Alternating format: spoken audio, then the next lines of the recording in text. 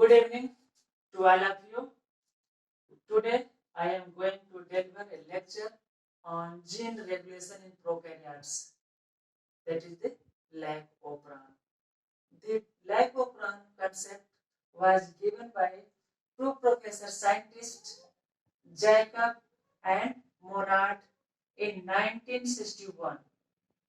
The rate of expression of bacterial gene can be controlled mainly at the level of mRNA synthesis, that is a transcription. The gene regulation can be done on both sides, initiation as well as termination. The live operon acts as a unit. That unit can be categorized into four parts.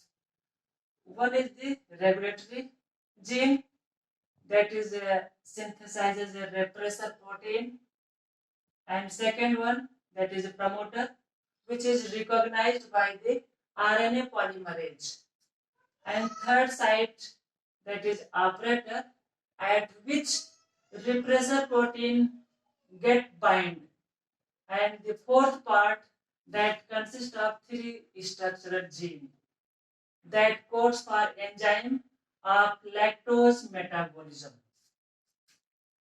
So this is all about the structure of lactose operon, and again the bacteria uh, utilize lactose sugar in their surrounding medium that immediately surround them, and the gene of bacteria are organized in such a way to assess the environmental change. So there are two conditions where lactose is absent. So in absence of lactose, the regulatory gene in promoter site become active and synthesize a repressor protein. This repressor protein get ultimately bind to the operator site. In that condition, the repressor protein completely overlaps the RNA polymerase. Therefore, it is unable to assess the structural gene 1, gene 2, and gene 3. There is no synthesis of the protein or enzymes. So, the RNA polymerase, there is no synthesis of RNA protein or enzyme. So, that indicates transcription blocked due to binding of repressor protein. So this is the first stage in which lactose is absent, and second stage in which lactose is present, such as when bacteria is present in newly born child, that is that's feeding completely based upon the mother's milk. That bacteria bathed by the lactose sugar, and that easily absorb the lactose. So when lactose is present, the regulatory gene synthesizes repressor protein, and that repressor protein gets attached with the lactose molecule. This is a single lactose molecule that get ultimately bind with repressor protein.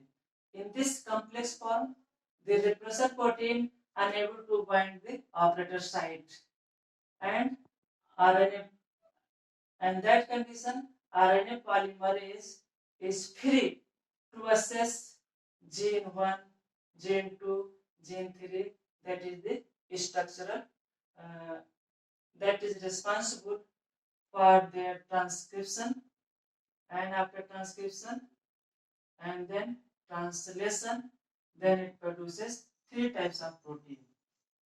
So protein 1, that is a type of enzyme, that is a beta galactosidase, that metabolize or degrades the lactose molecule. And second protein, That is enzyme. That is the lag permease. Lag permease enzyme that increases the permeability of the bacterial membrane. In this way, lactose molecule easily entered inside the bacteria. And third one is the third protein or enzyme, that is a transacetylase that degrade the poison or toxic substances which enters along with lactose sugar in bacterial internal environment.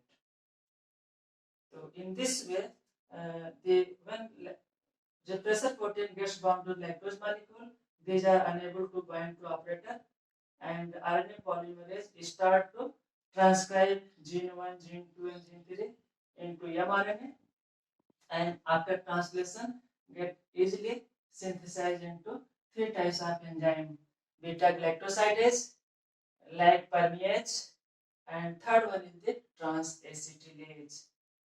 These are three enzymes that is responsible for the metabolism of lactose molecules. So these structures, first structure of lactose operon, and second lactose when uh, lactose is absent, and third one when lactose is present. That is the structure of regulation of lipoperon of Escherichia coli. So this is all about the lipoperon. If you like my video, please subscribe, like, and share.